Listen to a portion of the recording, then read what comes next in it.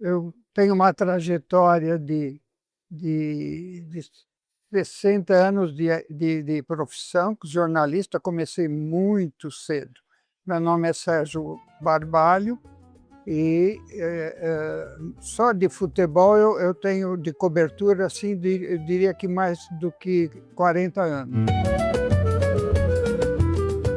Tive a grande chance de trabalhar como estagiário na TV Tupi com o Walter Abrão. Eu era um plantão esportivo, colhia informações de turf, passava para o Lucas Neto e o Lucas Neto informava para o Abrão o que estava ocorrendo. E foi nisso que eu comecei a me interessar muito pelo futebol.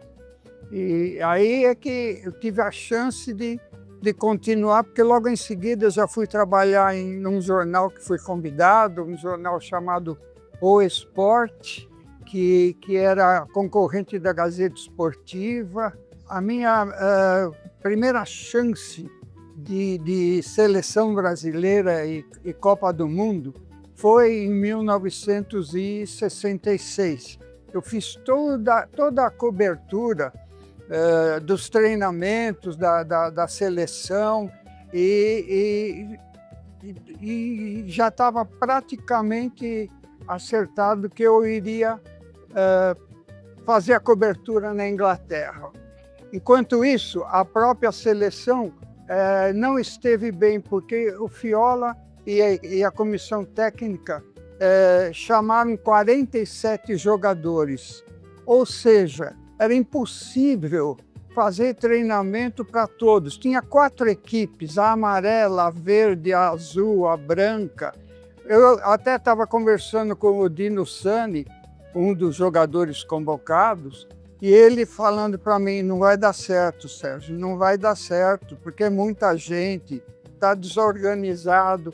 Enfim, eu acompanhei muito a seleção, inclusive nos exames médicos em Copacabana. Naquela época, jogador de futebol e jornalista podiam andar, trabalhar juntos, tudo. E aí teve uma vez que eu fui para análises clínicas dos jogadores, eu estava com o Pelé, com o Bellini, com Fontana, e eu confesso que, andando com eles e pensando na minha responsabilidade, eu fiquei até um pouco tenso, um pouco preocupado. O fotógrafo, o Manuel dos Santos, o Muca, que estava trabalhando comigo, viu que eu estava muito perto dos jogadores e sugeriu: vem mais para frente, vem mais para frente.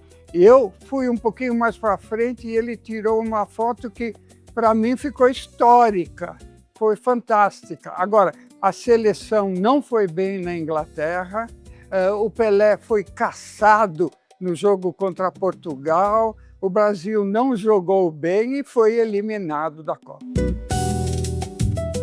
Nos preparativos para a Copa de 70, o técnico era um jornalista, o João Saldanha.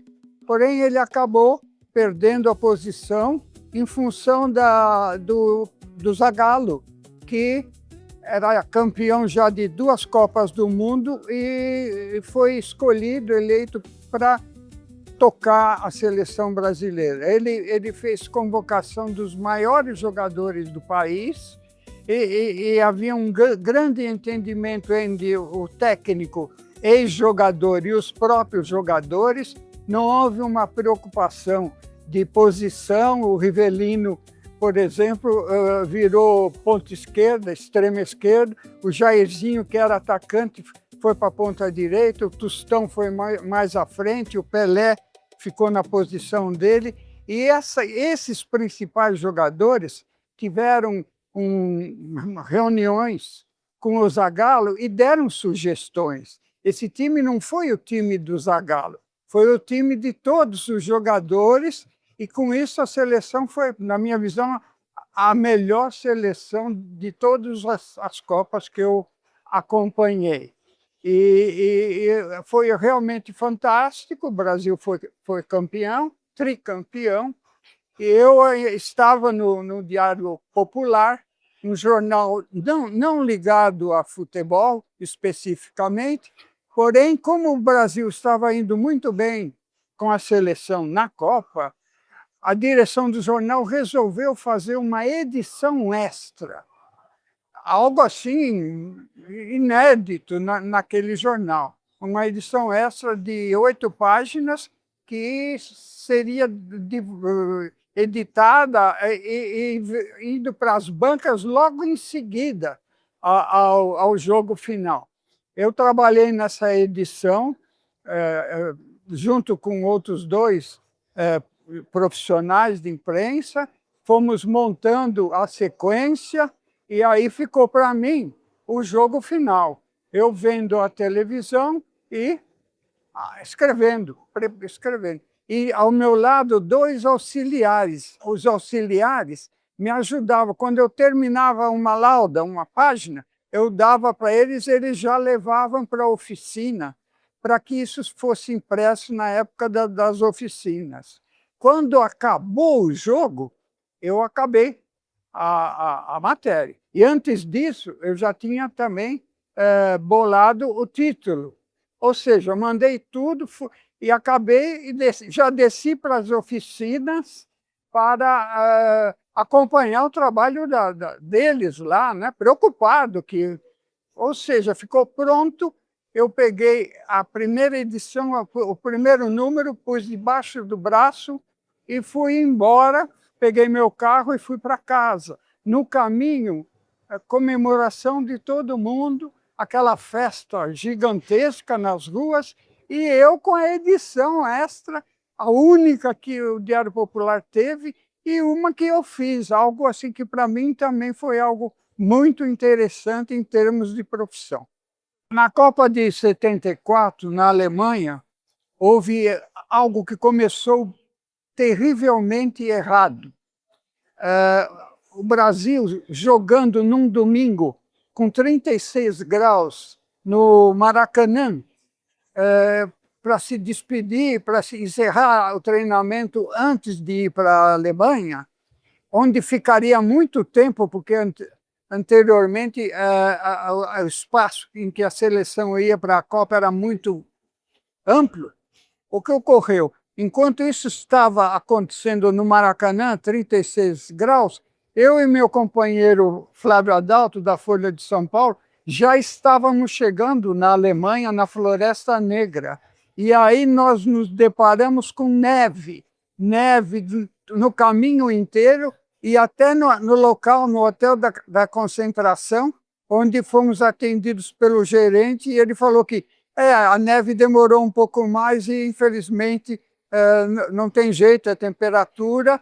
E o que ocorreu? Os jogadores foram do verão intenso para o inverno, e isso foi muito prejudicial. O Clodoaldo, por exemplo, foi cortado porque teve uma contusão, e daí para frente o Brasil realmente não jogou bem. O Zagallo, que era o técnico, ignorou o treinamento da Holanda, e a Holanda nos surpreendeu, e o Brasil realmente teve uma péssima trajetória naquela Copa. Com relação a trabalho jornalístico, era algo excelente.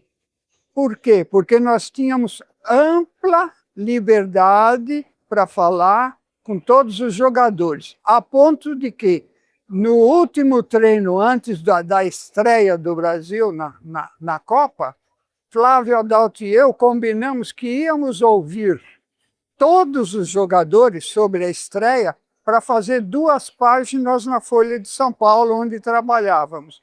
Então, um ficou de um lado do campo e o outro do outro lado, e começamos a entrevistar os jogadores, algumas palavras de cada um. E, quando a gente terminava de falar com o jogador, a gente erguia a mão para o outro ver o que tinha feito. E assim nós fizemos e ouvimos todos os jogadores e montamos 2 belas páginas para a Folha de São Paulo. E esse aspecto é se a gente comparar com o dia de hoje, os jogadores não falam com os jornalistas, é sempre indicado um jogador e mais o técnico para dar entrevista, fica tudo igual, e ao contrário do que ocorria naquela época em que a gente tinha liberdade total. Ainda acrescentando que a mesma coisa ocorria com os jornalistas. O Zagallo dava ampla liberdade para a gente conversar com ele sobre todos os assuntos, a ponto dele ter, numa entrevista, ter dito que ignorou, não sabia que a Holanda era tão boa. Em 1982, na Espanha, a seleção estava com um técnico de destaque, Tele Santana, que estava fazendo um grande trabalho no futebol brasileiro. E a seleção foi convocada, tinha craques, muitos jogadores excelentes. Foi montada uma ótima equipe. A campanha da seleção foi muito boa, mas no final houve uma surpresa. A Itália acabou vencendo o Brasil e causando uma grande frustração em todos os brasileiros, algo terrível, inesperado para os torcedores e também até que inesperado para os jornalistas. A gente também entendia que o time estava indo muito bem. E aí houve até um fato incrível que o Reginaldo Manenti, um fotógrafo do Estadão e Jornal da Tarde, ao final do jogo, começou a procurar torcedores do Brasil para registrar uma foto. E acabou descobrindo um garoto. Esse garoto estava em pé, com a camisa do Brasil e chorando. Ele achou aquela imagem fantástica, fez essa foto, e depois ligou para o Jornal da Tarde, Estadão, ele ligou e sugeriu, olha, tem uma foto boa do fim do jogo, tal. O Mário Marinho, que era o editor de esportes, foi procurar, achou a foto, achou que ela era fantástica e ia colocar na capa do caderno de esportes do Jornal da Tarde. Porém, o pessoal da primeira página, o pessoal da capa, achou que a foto era fantástica e resolveu inovar, porque o Jornal da Tarde era de inovação. E colocou a foto inteirinha na capa, só com uma legenda embaixo. Barcelona, pôs a data e pôs enfim, só uma legenda com a foto do garoto.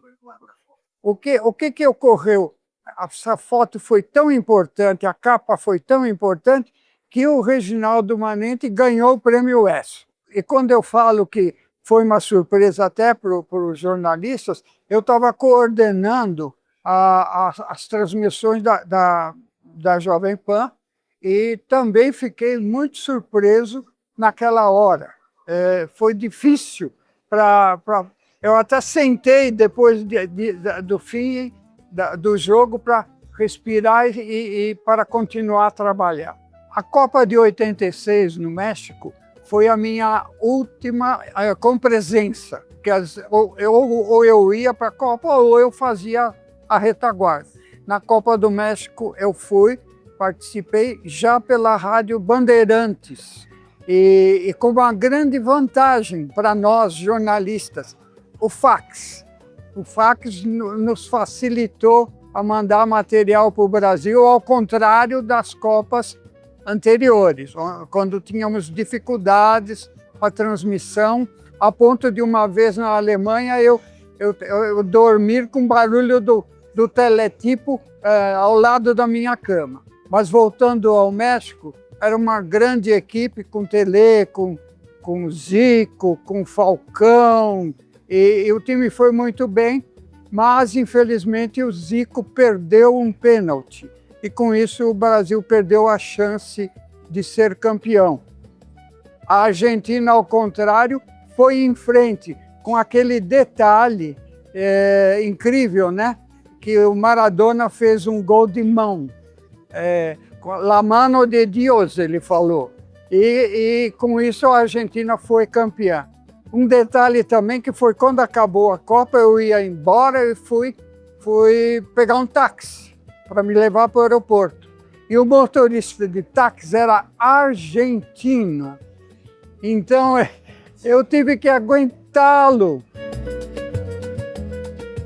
Nas Copas seguintes, eu fiquei na retaguarda, trabalhando em redação, e depois a última Copa do Mundo que eu trabalhei, tem um detalhe muito interessante.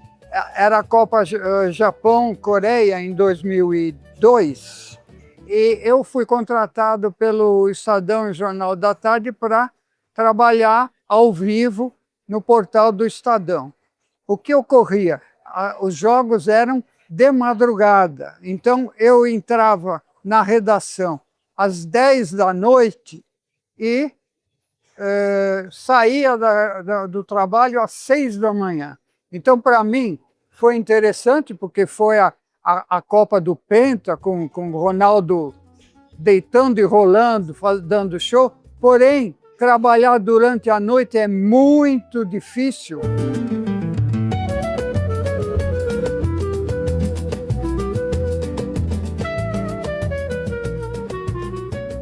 Eu tive um grande privilégio, que foi acompanhar inteiramente a carreira do Pelé. O Pelé é o maior jogador de futebol do mundo, e eu, como jornalista, tive esse prazer de contar com ele muitas vezes. Quando era coletivamente, junto com a imprensa, eu o chamava de Pelé. Quando a gente estava junto, eu tinha a liberdade de chamá-lo de Edson. Eu estive com ele na seleção brasileira, estive com ele na seleção paulista de futebol, em campeonatos brasileiros, e a gente se dava tão bem que uma vez, quando teve um jogo do Brasil amistoso em Assunção, no Paraguai, eu estava no hotel, que era o mesmo hotel dele, da seleção, estava junto com o Lucas Neto, da Rádio Tupi, e aí nós resolvemos pegar um táxi para ir jantar. Nesse instante, o Pelé estava saindo do hotel, viu-nos e falou assim: onde vocês vão? Nós falamos: nós vamos jantar. Ah, eu vou junto. E aí ele foi junto com a gente para ver como é que era o Pelé. Então, eu também estive com o Pelé no casamento dele, mas aí, no primeiro casamento. Mas nesse casamento, era a trabalho que eu fui. Era num carnaval, segunda-feira de carnaval. Eu fui para Santos e fui para a casa do pai dele, o Dondinho, no Imbaré. E lá é que foi esse casamento. A casa lotadíssima, né? Imaginem. E aí, ao final do casamento, o Dondinho ofereceu um churrasco na casa dele, no quintal, para todo mundo. Veja a comparação, como era naquela época o Pelé, e eu me lembro, por exemplo, do casamento do grande Ronaldo Fenômeno, que foi num palácio a 40 ou 50 quilômetros de Paris. Veja a diferença.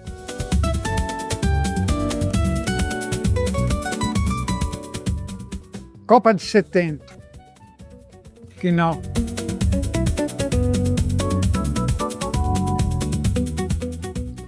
Sete a 1, Alemanha.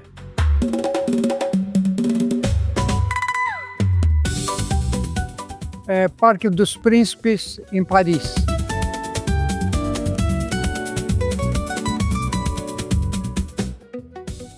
A seleção de 70.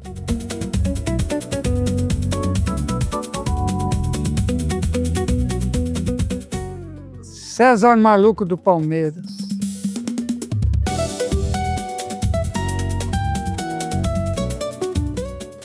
O maior obstáculo é Kinshasa, no Congo, num estádio, e corri risco de vida e o ditador Mobutu me salvou. Um dos maiores é o programa Terceiro Tempo, que eu criei para a Jovem Pan, com Milton Neves, e ele foi em frente. Foi muito grande isso. E o fato também de eu ser acadêmico da Academia Paulista de Jornalismo.